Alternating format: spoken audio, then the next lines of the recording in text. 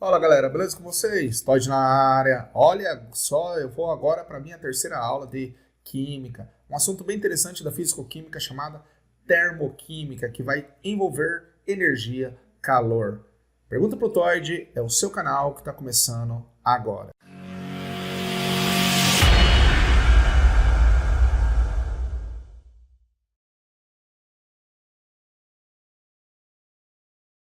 Então galera, termoquímica é o estudo das trocas de energias na forma de calor em processos físicos e químicos. Galera, vamos começar definindo aqui, entalpia, né? Palavra-chave na termoquímica.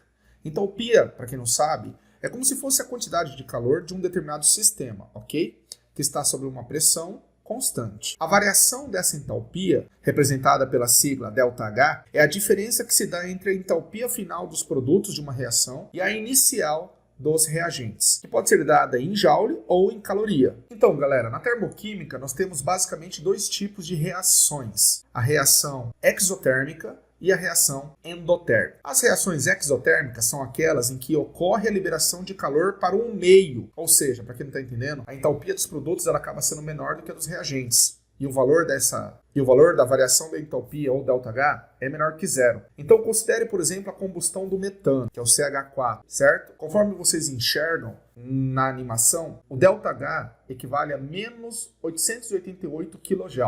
Ou seja, nessa reação a 25 graus Celsius e a 1 atmosfera, são liberadas 888 kJ por mol de metano queimado. Bom, galera, fogos de artifício são exemplos de processos exotérmicos, que libera calor, a sensação é de quente, ocorrem reações de combustão ou oxidação. Ok? Por exemplo, A mais B dando C, liberando calor. Agora, as reações endotérmicas são aquelas reações em que há absorção de calor do ambiente, ou seja, para quem não está entendendo, a entalpia dos produtos ela acaba sendo maior do que a dos reagentes, o ΔH maior que zero. Exemplo nas reações endotérmicas. Fotossíntese. Bom, galera, vamos estudar agora um pouquinho o diagrama de variação da entalpia. A gente representa as reações com variação de entalpia baseado em diagramas, tá? Onde nós temos produtos e reagentes e as suas respectivas entalpias. A variação disso, indicada por uma seta, no sentido da ocorrência da reação, vai me dar o diagrama. Bom, veja bem, galera, quando a seta acaba apontando para cima, o ΔH é positivo. Quando a seta aponta para baixo, o ΔH é negativo. Agora, alguns fatores podem variar esse ΔH. E quais são esses fatores? O estado físico dos reagentes e produtos, o estado alotrópico dos reagentes e produtos, e a quantidade de reagentes. No primeiro caso, chamado estado físico dos reagentes e produtos, as reações que ocorrem a partir de reagentes iguais, considerando o mesmo estado físico,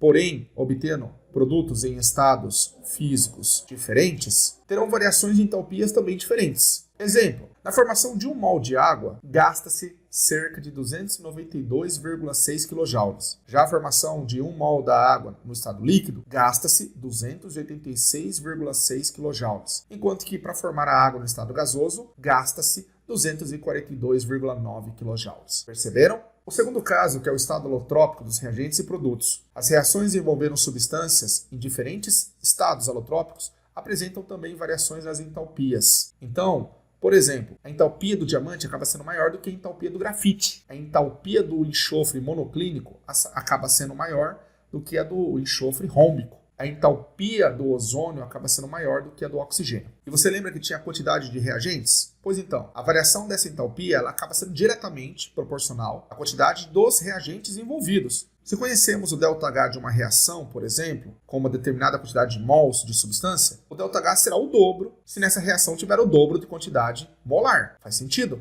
Agora, vamos estudar um pouquinho um conceito da termoquímica chamado o estado padrão. Devido, então, pessoal, à impossibilidade da gente conseguir determinar a entalpia de um sistema, adotamos o conceito do estado padrão, tá? E que atribui-se o valor de entalpia a zero. Para considerar uma substância como sendo estado padrão, nós temos as seguintes condições. A temperatura tem que estar 25 graus Celsius e a pressão a 1 atmosfera, 1 atm. Estados físicos mais comuns. Exemplo, água na forma líquida, gás oxigênio na forma gasosa, metal alumínio na forma sólida. Pessoal, uma outra parte importante da termoquímica envolve o calor de reação, que nada mais é do que, para quem não está entendendo, a entalpia envolvida numa reação química. E a gente pode denominar assim a variação da entalpia ou calor conforme o tipo da reação estabelecida. Exemplo, entalpia de formação é um tipo, entalpia de combustão é outro e entalpia de ligação. O que seria entalpia de formação? Quantidade de calor absorvida ou liberada numa reação para formar um mol de um composto, tendo como reagente, obrigatoriamente, substância simples no seu estado padrão. Entalpia de combustão. Variação da entalpia decorrente da reação de combustão de um mol de determinada substância, ok? Considerando 25 graus Celsius em 1 atm. As entalpias de combustão, para quem não sabe, elas são sempre negativas, ou seja, liberando calor, visto que elas são exotérmicas. Entalpia de ligação é aquela energia necessária para você conseguir romper a ligação de um mol de átomos de um reagente no seu estado gasoso. E por fim, nós temos aí um último conceito importante da termoquímica, que é a chamada lei de Hess. A variação da entalpia de uma reação, pessoal, ela depende de estados finais e iniciais, e não do caminho que ela percorre. Então, para você entender, mesmo que você tenha diversas reações, você tem que arranjá-las de tal forma a descobrir a reação final de acordo com os estados finais e iniciais. Então, quando nós somamos as reações, também se soma o ΔH. Invertendo-se as reações, muda-se o sinal do ΔH. E multiplicando uma reação por um número qualquer que não seja zero, multiplica-se também o valor do ΔH pelo mesmo número. Então, ΔH, o que é? A entalpia final menos a entalpia inicial. Essa aqui é a chamada lei de Hess, ok? E para terminar, eu convido o meu grande amigo, o professor Franklin, que tem um canal chamado Franquímica, para comentar mais um pouco sobre termoquímica. E aí, Toyd, tudo tranquilo? Tudo beleza? Show de bola! Obrigado pelo convite de estar aqui no seu canal Pergunta pro Toyd para falar com a sua galera sobre termoquímica. Show de bola! Satisfação para lá de inenarrável. Gente, olha só, termoquímica é a parte da química que estuda os calores envolvidos nos processos, sejam físicos ou químicos.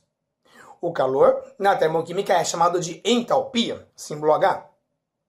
Quando um processo perde calor, está perdendo entalpia, está passando então por um processo do tipo exotérmico. Exotérmico libera calor. Sendo assim, a entalpia final é menor que a entalpia inicial do processo. Por isso o ΔH é negativo. O gráfico deste processo é decrescente, para baixo, apontando para os produtos, menor que o reagente. Se o processo ganha calor, ganha entalpia, é do tipo endotérmico. Então o processo tem uma entalpia final maior que a entalpia inicial. É o que chamamos de ΔH positivo. O gráfico deste processo é crescente, a setinha apontando para o produto, acima do reagente.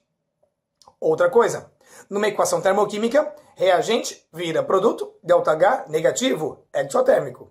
Ou reagente vira produto e calor, também quer dizer exotérmico, é calor na equação. Quando for endotérmico, reagente vira produto, ΔH positivo. Ou reagente mais calor vira produto. Essa é a diferença em equações termoquímicas. No processo exotérmico, a reação acontece e libera calor. No processo endotérmico, o processo para acontecer absorve calor, aí gera o produto. Ok? Essa é a dica tranquila e básica para você ser mais que vencedor nas suas avaliações de termoquímica. Ok? Um beijo muito grande, fique com Deus. Obrigado, Toyd, e até a próxima. Tchau, pessoal! Eu espero que você tenha gostado dessa minha aula de termoquímica. Conheça mais as outras aulas do canal, avise os amigos, os colegas e se inscreva, porque para mim é extremamente importante. Um grande abraço a vocês, beijo do Toyd. Tchau, galera!